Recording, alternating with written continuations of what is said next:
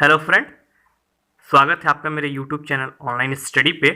तो प्राचीन इतिहास के इस सीरीज में आज हम बंगाल और कश्मीर के महत्वपूर्ण राजवंश के पार्ट 2 वीडियो में बेसिकली हम बंगाल के सेन वंश तथा कश्मीर के कारकोट वंश, उत्पल वंश और लोहार वंश के इम्पॉर्टेंट क्वेश्चन से डिस्कस करेंगे, जो कि प्रीवियस ईयर पीसीएस, सीजीएल या फिर अन्य कॉम्पिटिटिव एग्जाम्स में पूछे गए हैं, या फिर जिन प्रश्नों की आगामी विभिन्न प्रतियोगी परीक्षाओं में पूछे जाने की संभावना है।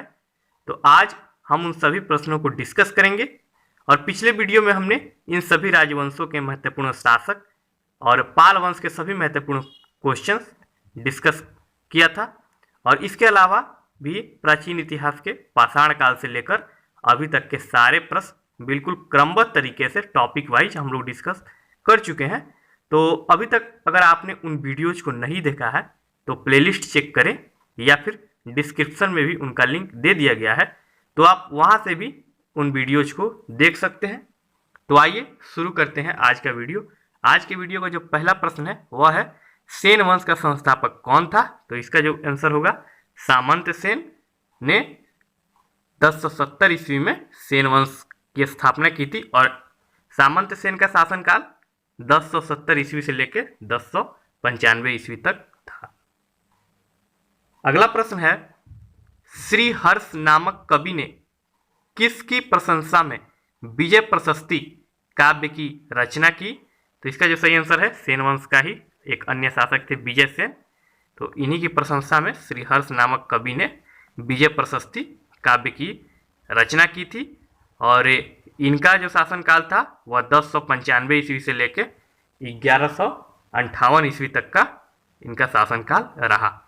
अगला प्रश्न है, किस सेन शासक ने कुलीन प्रथा या फिर कुलीनतावाद का आरंभ किया?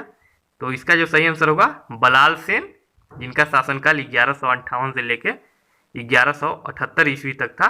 तो इन्होंने ही कुलीन प्रथा या फिर कुलीनतावाद का आरंभ किया था। और बलाल सेन को बंगाल में जाति प्रथा या फिर कुलीन प्रथा को संगठित करने का श्रेय प्राप्त है। और इसने बंगाल के ब्राह्मणों और कायस्थों को कुलीन प्रथा का प्रवर्तक माना। आगे बढ़ते हैं। अगला प्रश्न है, किसने स्मृति ग्रंथ दान सागर एवं ज्योतिष ग्रंथ अद्भुत सागर की रचना की? तो इसका जो सही आंसर होगा, बलाल सेन ने ही स्मृति ग्रंथ दान सागर या फिर ज्योतिष ग्रंथ अद्भुत सागर इन दोनों की रचना की थी। अगला प्रश्न है, बलाल सेन का उत्तराधिकारी कौन हुआ? तो इसका जो सही आंसर है, इसका उत्तराधिकारी हुआ लक्ष्मण सेन, जिनका कि शासनकाल रहा 1179 से लेकर 1205 ईस्वी तक। और इसने लक्ष्मण संवत का प्रचलन किया तथा यह वैष्णव धर्म का अनुयायी था। और इसने परम भागवत की उपाधि भी धारण की थी लक्ष्मण सेन ने। अगला प्रश्न है, लक्ष्मण सेन ने किस गढ़वाल शासक को पराजित किया था? तो इसका जो सही आंसर होगा, इसने जयचंद को पराजित किया था। और दोस्तों, ये वही जयचंद है जिसने 1192 ईस्वी में तराइन के दूसरे युद्ध में पृथ्वीराज चौहान की मदद नहीं की थी, जिससे कि मोहम्मद गोरी यह युद्ध जीत गया था। तो डिटेल में हम मध्यकालीन इतिहास में इसके बारे में पढ़ेंगे। आगे बढ़ते हैं दोस्तों। अगला प्रश्न है, लक्ष्मण सेन की राज्यसभा में रहने वाले प्रसिद्ध लेखक जयदेव ने किसकी रचना की थी? तो इसका जो सही आंसर होगा, गीत गोविंद, जो कि एक काफ़ी प्रसिद्ध रचना है जयचंद की। तो लक्ष्मण सेन की राज्यसभा में रहने वाले जो लेखक थे जयचंद, इन्होंने गीत गोविंद की रचना की थी। अगला प्रश्न है, लक्ष्मण सेन का प्रधान न्यायाधीश तथा मुख्यमंत्री कौन था? तो इसका जो सही आंसर है, हलायुध था। और इसने ब्राह्मण सर्वस्व की रचना की थी। ये एक बुक है जिसकी रचना हलायुध ने की थी, और इस बुक का नाम है ब्राह्मण सर्वस्व। अगला प्रश्न है, किसने लक्ष्मण सेन की राजधानी लखनौती पर आक्रमण कर उसे नष्ट कर दिया? तो बख्तियार खिलजी, जो कि कुतुबुद्दीन ऐबक का सेनापति था, तो इसने लक्ष्मण सेन की राजधानी लखनौती पर आक्रमण करके उसे नष्ट कर दिया था। तो इस तरह से हमने बंगाल के जो दो राजवंश पढ़े, पाल वंश और सेन वंश, तो उनसे जितने भी महत्वपूर्ण प्रश्न थे वो हमने डिस्कस कर लिए हैं। अब हम आगे जो पढ़ेंगे वो कश्मीर के जो 3 वंश हुए, कारकोट वंश, उत्पल वंश और लोहार वंश के अब हम प्रश्न डिस्कस करेंगे। तो प्रश्न है, अगला प्रश्न है, कश्मीर के कारकोट वंश का संस्थापक कौन था? तो इसका जो सही आंसर होगा दुर्लभ वर्धन था। 625 ईस्वी से लेकर 632 ईस्वी तक इसने शासन किया था और 625 ईस्वी में इसने कश्मीर में कारकोट वंश की स्थापना की थी। तो कश्मीर के हिंदू राज्य के विषय में हमें कल्हण की राज तरंगिणी से जानकारी मिलती है और वेनसांग जो था वह दुर्लभ वर्धन के शासनकाल में कश्मीर की यात्रा पर आया था। अगला प्रश्न है, कारकोट वंश का सबसे शक्तिशाली राजा कौन था? तो इसका सही आंसर होगा ललितादित्य मुक्तापीड, जो कि 724 ईस्वी से लेकर 760 ईस्वी तक ये शासक रहा और ये कारकोट वंश का सबसे शक्तिशाली राजा था। अगला प्रश्न है, ललितादित्य मुक्तापीड ने कश्मीर में किस मंदिर का निर्माण करवाया था? तो इसका जो सही आंसर होगा मार्तंड मंदिर का निर्माण इसने करवाया था और कनौज नरेश यशोवर्मन को इसने पराजित किया था। आगे बढ़ते हैं दोस्तों। अगला प्रश्न है, ललितादित्य मुक्तापीड ने किस शासक को पराजित किया था? तो इसका सही आंसर होगा कनौज नरेश यशोवर्मन को इसने पराजित किया था। अगला प्रश्न है, कारकोट वंश का अंतिम शासक कौन था? तो इसका जो सही आंसर होगा जयापीड, जिसकी 810 ईस्वी में मृत्यु हो जाती है और इस तरह से कारकोट वंश यहीं पे समाप्त हो जाता है। अगला प्रश्न है, कारकोट वंश के बाद कश्मीर में किस वंश का उदय हुआ? तो इसका जो सही आंसर होगा उत्पल वंश, और जो उत्पल वंश था यह 855 ईस्वी से लेकर 1003 ईस्वी तक कश्मीर पे इस वंश ने शासन किया था। अगला प्रश्न है, उत्पल वंश की स्थापना किसने की थी? तो इसका जो सही आंसर होगा अवंती वर्मन ने उत्पल वंश की स्थापना की थी और अवंती वर्मन ने 855 ईस्वी से लेकर 883 ईस्वी तक शासक किया कश्मीर पे। अगला प्रश्न है, कश्मीर और उत्पल वंश की एकमात्र महिला शासिका कौन थी? तो इसका जो सही आंसर होगा रानी दिग्धा थी और इन्होंने 979 ईस्वी से लेकर 1003 ईस्वी तक कश्मीर पे शासन किया था और रानी दिग्धा कश्मीर की पहली महिला शासिका थी और इनकी मृत्यु के साथ ही 1003 ईस्वी में उत्पल वंश की समाप्ति हो जाती है। अगला प्रश्न है, उत्पल वंश के बाद कश्मीर पर किस वंश का शासन हुआ? तो इसका जो सही आंसर होगा लोहार वंश का शासन होता है और लोहार वंश 1003 ईस्वी से लेकर 1155 ईस्वी तक कश्मीर पे शासन करता है।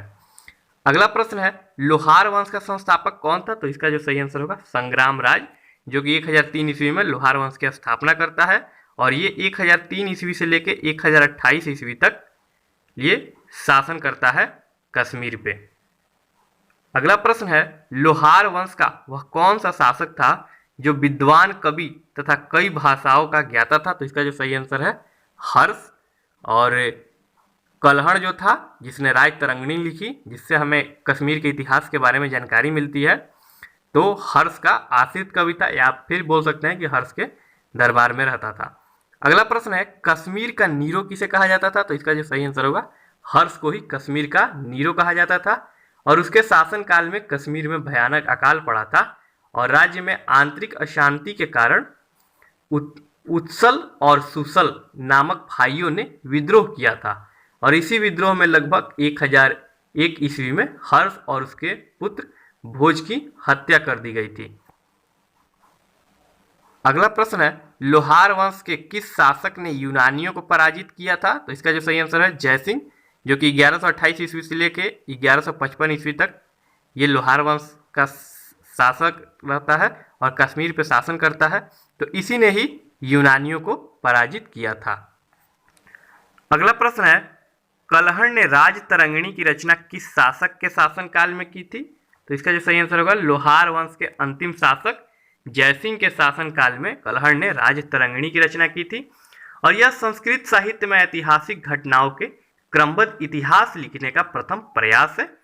इसमें आदिकाल से लेकर 1151 ईस्वी के आरंभ तक की कश्मीर के प्रत्येक शासक के काल की घटनाओं का क्रमानुसार वर्णन है और यह ग्रंथ ऐतिहासिक दृष्टि से इसलिए भी महत्वपूर्ण है क्योंकि कल्हण ने इसमें पक्षपात रहित होकर राजाओं के गुणों के साथ साथ उनके दोषों का भी वर्णन किया है। यही कारण है कि अधिकांश इतिहास लेखकों ने इसके साक्ष्यों के आधार पर लेखन कार्य किया है।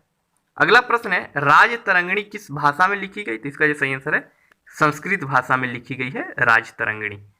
अगला प्रश्न है, राज तरंगिणी में कुल कितने श्लोक व तरंग है? तो इसका सही आंसर होगा, इसमें 8000 श्लोक हैं और 8 तरंग हैं। तो पहले जो 3 तरंग है इसमें कश्मीर का प्राचीन इतिहास की जानकारी, और चौथे से छठे तरंग में हमें कारकोट एवं उत्पल वंश की जानकारी मिलती है क्योंकि इसका उल्लेख है इसमें, और 7वें और 8वें तरंग में लोहार वंश का इतिहास है। अगला प्रश्न है, कश्मीर पर सबसे अधिक दिनों तक किस राजवंश ने शासन किया था? तो इसका जो सही आंसर होगा, कारकोट वंश के शासकों ने सबसे अधिक दिन तक कश्मीर पे शासन किया था। और आज के वीडियो का जो अंतिम प्रश्न है वह है, कश्मीर का अकबर किस शासक को कहा जाता है? तो इसका जो सही आंसर होगा, जैन उल अबिदीन को कश्मीर का अकबर कहा जाता है। 1339 ईस्वी में कश्मीर तुर्कों के कब्जे में आ गया था, और कश्मीर पे शासन करने वाले तुर्क शासकों में सर्वाधिक लोकप्रिय जैन उल अबिदीन था, जिसे कश्मीर का अकबर कहा जाता है। तो इस तरह से आज का वीडियो यहीं पे समाप्त होता है। तो उम्मीद है यह वीडियो आपको अच्छा लगा होगा, तो कमेंट करके बताएं यह वीडियो आपको कैसा लगा। और अगर यह वीडियो आपको अच्छा लगा है तो मेरे चैनल को लाइक करें, दोस्तों में शेयर करें और चैनल को सब्सक्राइब करें, ताकि हमारे जितने भी आने वाले वीडियोज हो वह आपको आसानी से प्राप्त हो सके। तो पूरा वीडियो देखने के लिए आपका बहुत बहुत धन्यवाद।